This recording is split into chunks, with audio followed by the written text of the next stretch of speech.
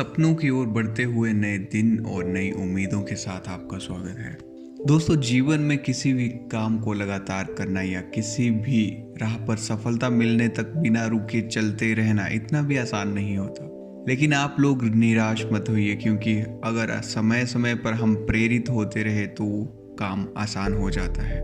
आज की एक छोटी सी मोटिवेशनल कहानी आप में नई जान फूंक देगी और आप जिस भी काम को लगातार करना चाह रहे हैं उसको करने के लिए आपको यह प्रेरणा देगी। इसलिए मेरी आपसे रिक्वेस्ट है कि इस वीडियो को आप पूरा देखिएगा। दोस्तों, ये कहानी एक दादा और पोते की है।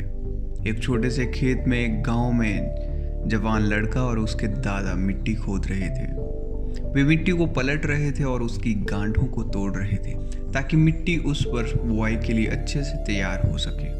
उस काम में कड़ी मेहनत थी, फिर भी उनके सभी प्रयास थे कि अच्छी फसल वह प्राप्त कर सके।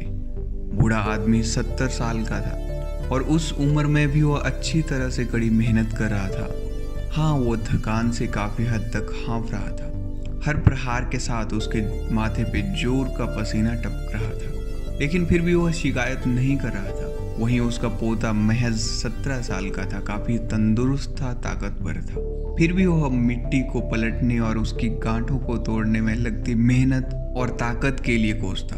फिर वहां खड़े होकर वह थोड़ी देर हाँफता, थोड़ी देर रुक जाता, थोड़ा आराम करता और फिर से काम शुरू करता और काम करने से पहले शिकायत करता।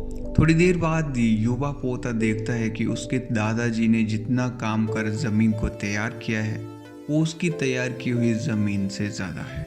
पोता अपने दादाजी से पूछता है, दादाजी, जब आप इतने बूढ़े हो गए हैं फिर भी आप मुझसे अधिक काम कैसे कर सकते हैं? दादाजी ने उससे जो उत्तर दिया उसकी उसे उम्मीद नहीं थी। उसके दादाजी कहते हैं, जब हम किसी भी काम को मुश्किल मानते हैं और उसके बारे में ज़्यादा सोचते हैं तो सच में वो काम मुश्किल हो जाता है, और जब हम बिना सोचे जब उसे करते हैं और करते रहते हैं तो वह काम आसान हो जाता है। पोता थोड़ा अचंभित हो जाता है, इसलिए दादाजी अपनी बात जारी रखते हैं, जब हम अपना समय यह सोचने में बिताते हैं कि कोई काम कितना कठिन है और अभी कितना सारा बाकी है तो हमारा मन बहाने बनाने लग जाता है। इन सभी चीज़ों के बारे में सोचना, अपने स्वयं के विचारों के बवंडर में फंसना ही उस काम को हमारे लिए बहुत ज़्यादा कठिन बना देता है। इसलिए समझदारी इसी में है, वास्तविक रूप में पहली बार में ही शारीरिक कार्य किया जाए।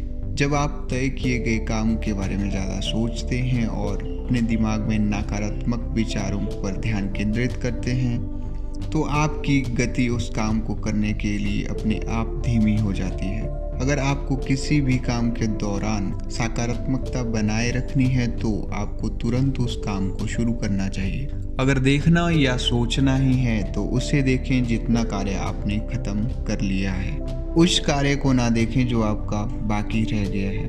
उसके बारे में विचार ऐसा करें कि एक सुखद और सकारात्मक एहसास आपको उस काम को लगातार करने की ऊर्जा दे।